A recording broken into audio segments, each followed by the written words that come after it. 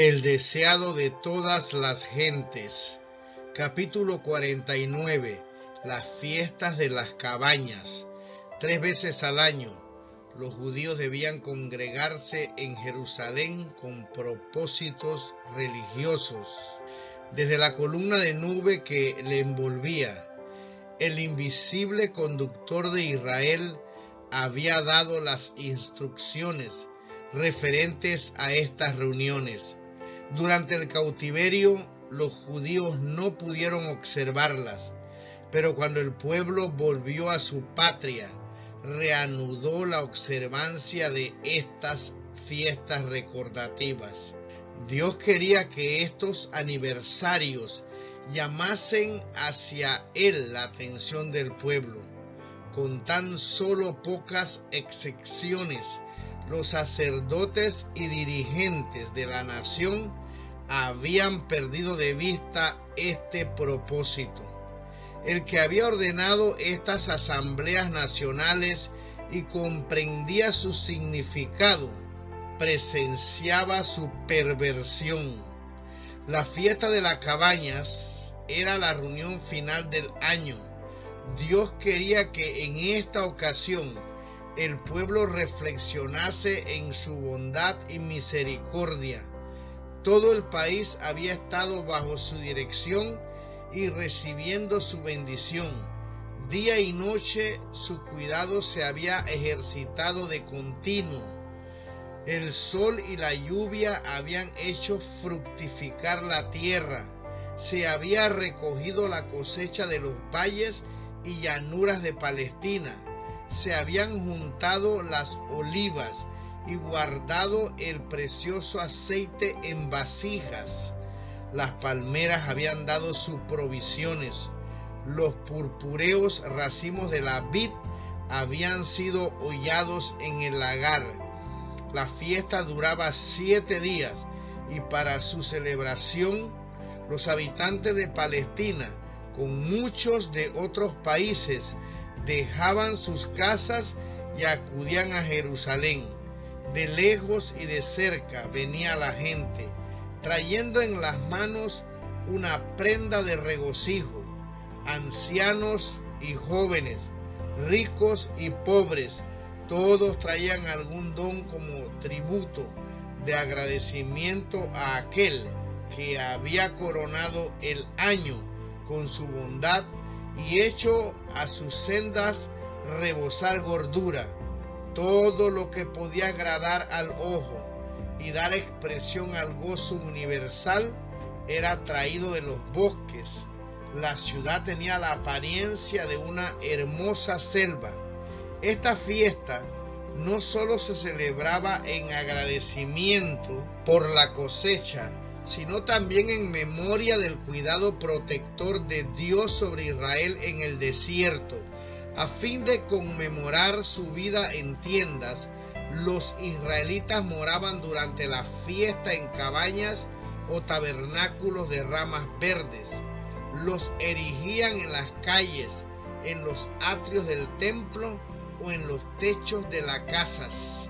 Las colinas y los valles que rodeaban a Jerusalén estaban también salpicados de estas moradas de hojas y bullían de gente.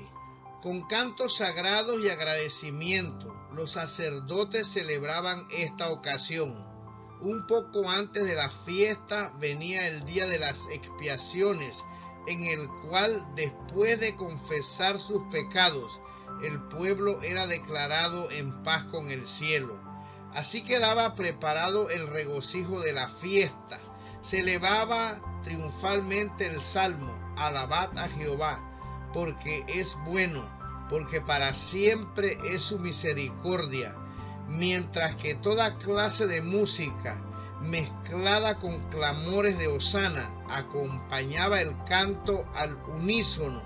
El templo era el centro del gozo universal. Allí se veía la pompa de las ceremonias de los sacrificios.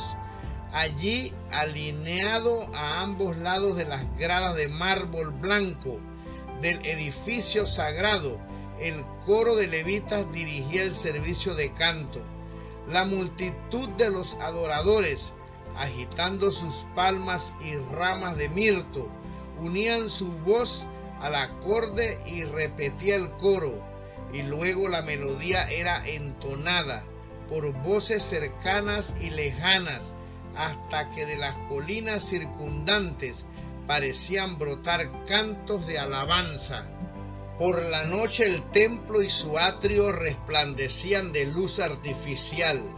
La música, la agitación de las palmas, los gratos hosanas, el gran concurso de gente sobre el cual la luz se derramaba desde las lámparas colgantes, el atavío de los sacerdotes y la majestad de las ceremonias se combinaban para formar una escena que impresionaba profundamente a los espectadores.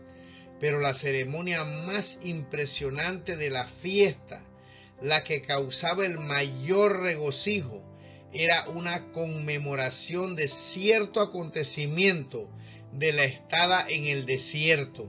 Al alba del día, los sacerdotes emitían una larga y aguda nota con sus trompetas de plata y las trompetas que contestaban, así como los alegres gritos del pueblo desde sus cabañas, que repercutían por las colinas y los valles, daban la bienvenida al día de fiesta. Después, el sacerdote sacaba de las aguas del Cedrón un cántaro de agua y alzándolo en alto, mientras resonaban las trompetas, subían las altas gradas del templo al compás de la música, con paso lento y mesurado, cantando mientras tanto: nuestros pies estuvieron en tus puertas, oh Jerusalén. Llevaba el cántaro al altar, que ocupaba una posición central en el atrio de los sacerdotes. Allí había 2 palanganas de plata, con un sacerdote de pie al lado de cada una. El cántaro de agua era derramado en una, y un cántaro de vino en la otra, y el contenido de ambas, fluyendo por un caño que comunicaba con el Cedrón, era conducido al mar muerto. La presentación del agua consagrada representaba la fuente que a la orden de Dios había brotado de la roca para aplacar la sed de los hijos de Israel. Entonces repercutían los acordes jubilosos: porque mi fortaleza y mi canción es Jehová. Sacaréis aguas con gozo de las fuentes de la salud. Mientras los hijos de José se preparaban para asistir a la fiesta de las cabañas, vieron que Jesús no hacía nada que significase intención de asistir a ella. Le consideraban con ansiedad. Desde la curación realizada en Betesda, no había asistido a las fiestas nacionales. A fin de evitar un conflicto inútil con los dirigentes de Jerusalén, había limitado sus labores a Galilea.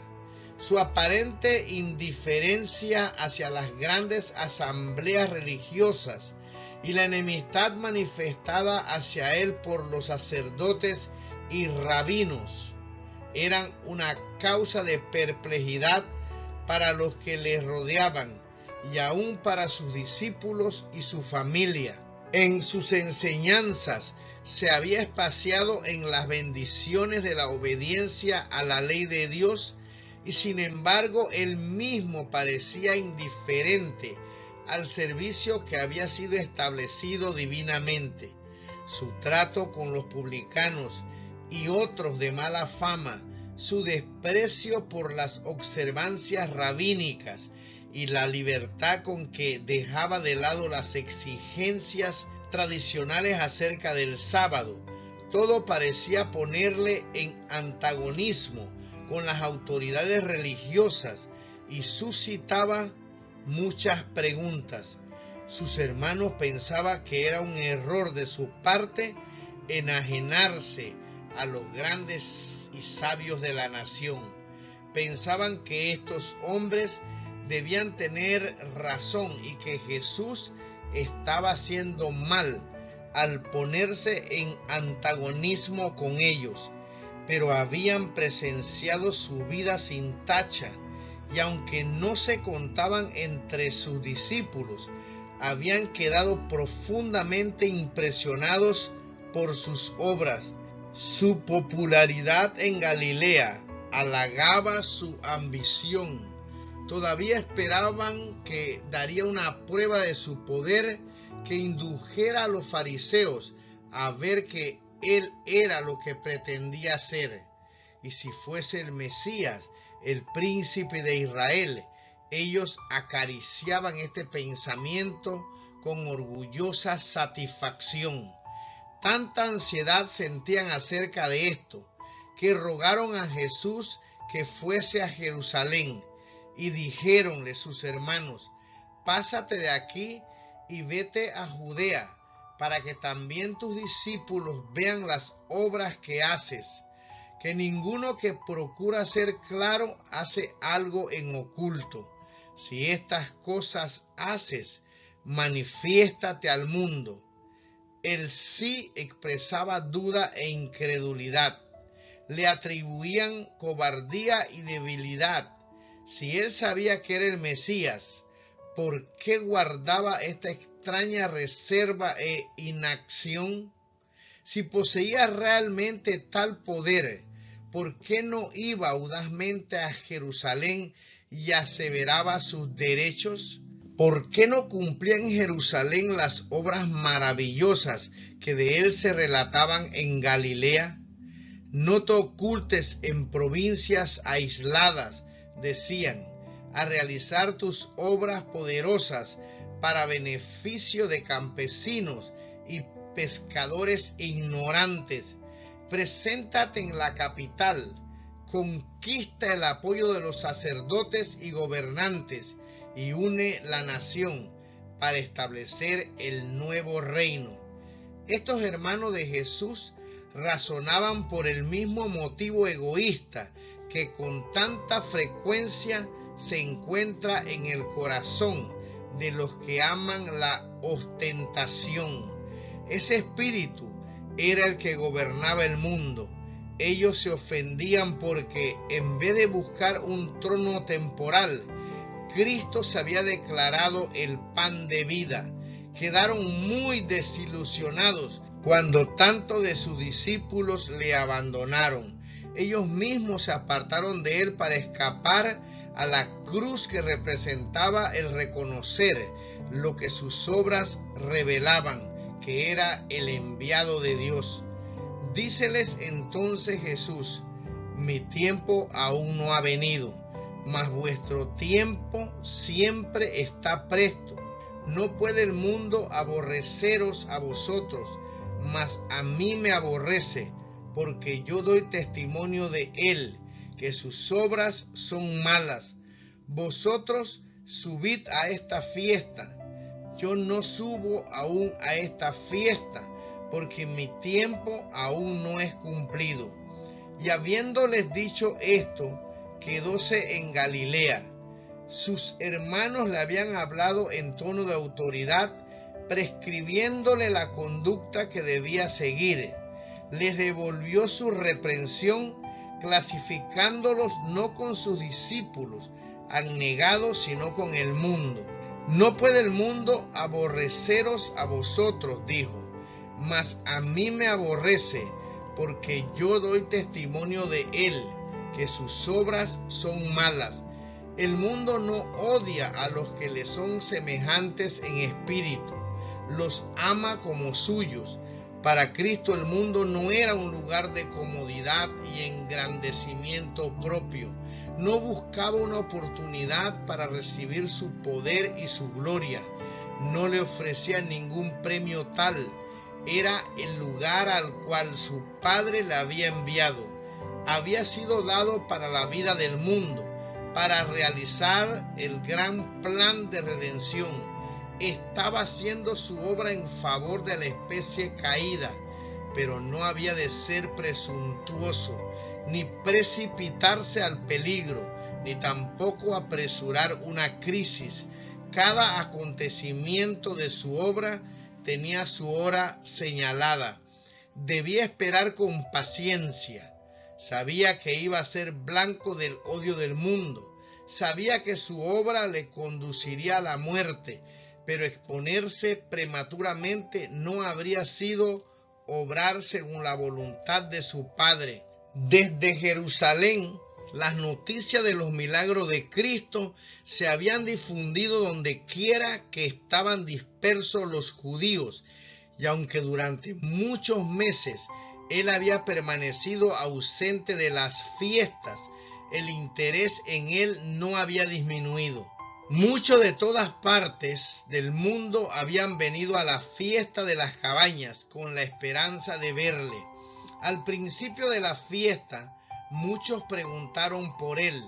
Los fariseos y gobernantes esperaban que viniese, deseoso de tener oportunidad para condenarle.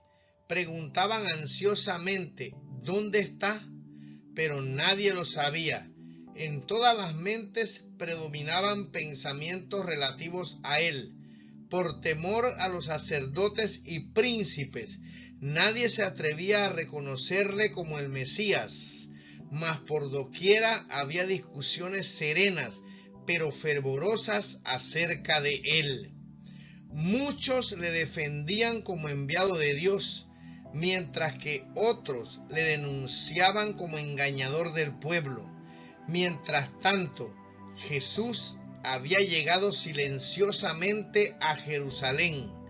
Había elegido una ruta poco frecuentada a fin de evitar a los viajeros que se dirigían a la ciudad desde todas partes. Si se hubiese unido a cualquiera de las caravanas que subían a la fiesta, la atención pública hubiera sido atraída hacia él al entrar en la ciudad, y una demostración popular en su favor habría predispuesto a las autoridades contra él. Para evitar esto, prefirió hacer el viaje solo. En medio de la fiesta, cuando la expectación acerca de él estaba en su apogeo, entró en el atrio del templo en presencia de la multitud, porque estaba ausente de la fiesta. Se había dicho que no se atrevía a colocarse bajo el poder de los sacerdotes y príncipes. Todos se sorprendieron al notar su presencia. Toda voz se acalló. Todos se admiraban de la dignidad y el valor de su porte en medio de enemigos poderosos sedientos de su vida. Así de pie, convertido en el centro de atracción de esa vasta muchedumbre, Jesús les habló como nadie lo había hecho. Sus palabras demostraban un conocimiento de las leyes e instituciones de Israel, del ritual de los sacrificios y las enseñanzas de los profetas, que superaba por mucho al de los sacerdotes y rabinos. Quebrantó las barreras del formalismo y la tradición. Las escenas de la vida futura parecían abiertas delante de él, como quien contemplaba lo invisible. Hablaba de lo terreno y lo celestial, de lo humano y de lo divino, con autoridad positiva. Sus palabras eran muy claras y convincentes, y de nuevo, como en Capernaum, la gente se asombró de su doctrina, porque su palabra era con potestad. Con una variedad de representaciones advirtió a sus oyentes la calamidad que seguiría a todos los que rechazaban las bendiciones que él había venido a traerles. Les había dado toda prueba posible de que venía de Dios y había hecho todo esfuerzo posible para inducirlos al arrepentimiento. No quería ser rechazado y asesinado por su propia nación si podía salvarla de la culpabilidad de un hecho semejante. Todos se admiraban de su conocimiento de la ley y las profecías, y de uno a otro pasaba la pregunta: ¿cómo sabe este letras, no habiendo aprendido?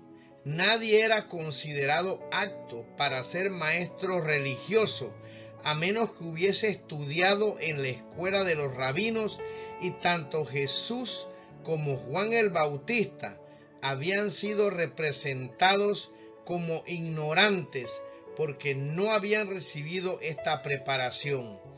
Los que le oían se asombraban de su conocimiento de las Escrituras. No habiendo aprendido a la verdad, no había aprendido de los hombres, pero el Dios del cielo era su maestro y de él habían recibido la más alta sabiduría. Mientras Jesús hablaba en el atrio del templo, la gente permanecía hechizada. Los mismos hombres que eran más violentos contra él se veían imposibilitados para perjudicarle. Por el momento, todos los demás intereses eran olvidados. Día tras día enseñaba a la gente, hasta el último, el postrer día grande de la fiesta. La mañana de aquel día halló al pueblo cansado por el largo periodo de festividades. De repente, Jesús alzó la voz en tono que repercutía por los atrios del templo y dijo: si alguno tiene sed, venga a mí y beba. El que cree en mí, como dice la Escritura, ríos de agua viva correrán de su vientre. La condición del pueblo daba fuerza a este llamamiento. Habían estado participando de una continua escena de pompa y festividad. Sus ojos estaban deslumbrados por la luz y el calor, y sus oídos halagados por la más rica música. Pero no había nada en toda esta ceremonia que satisficiese las necesidades del espíritu, nada que aplacase la sed del alma por lo imperecedero. Jesús los invitaba a venir y beber en la fuente de la vida, de aquello que sería en ellos un manantial de agua que brotara para vida eterna. El sacerdote había cumplido esa mañana la ceremonia que conmemoraba la acción de golpear la roca en el desierto. Esa roca era un símbolo de aquel que por su muerte haría fluir raudales de salvación a todos los sedientos. Las palabras de Cristo eran el agua de vida. Allí, en presencia de la congregada muchedumbre, se puso aparte para ser herido, a fin de que el agua de la vida pudiese fluir al mundo. Al herir a Cristo, Satanás pensaba destruir al príncipe de la vida, pero de la roca herida fluía agua viva. Mientras Jesús hablaba al pueblo, los corazones se conmovían con una extraña reverencia, y muchos estaban dispuestos a exclamar, como la mujer samaritana: dame esta agua para que no tenga sed. Jesús conocía las necesidades del alma. La pompa, la riqueza y los honores no pueden satisfacer el corazón. Si alguno tiene sed, venga a mí y beba. Los ricos, los pobres, los encumbrados y los humildes son igualmente bienvenidos. Él promete aliviar el ánimo cargado, consolar a los tristes, dar esperanza a los abatidos. Muchos de los que oyeron a Jesús lloraban esperanzas frustradas. Muchos alimentaban un agravio secreto.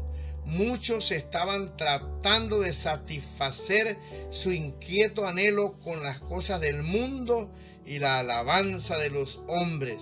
Pero cuando habían ganado todo, encontraban que habían trabajado tan solo para llegar a una cisterna rota en la cual no podían aplacar su sed.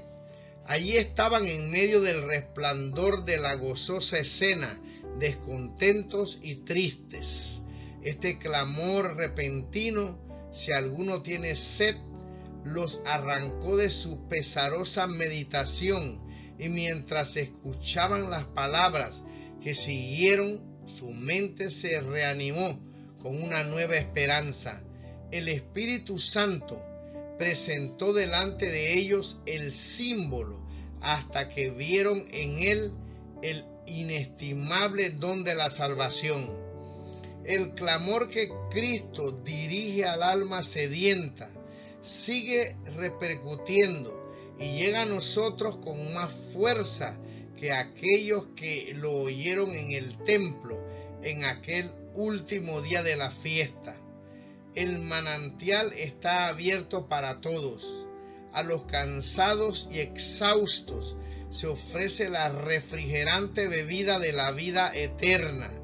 Jesús sigue clamando: si alguno tiene sed, venga a mí y beba. Y el que tiene sed, venga. Y el que quiere, tome del agua de la vida de balde. Mas el que bebiere del agua que yo le daré, para siempre no tendrá sed, mas el agua que yo le daré será en él una fuente de agua que salte para vida eterna.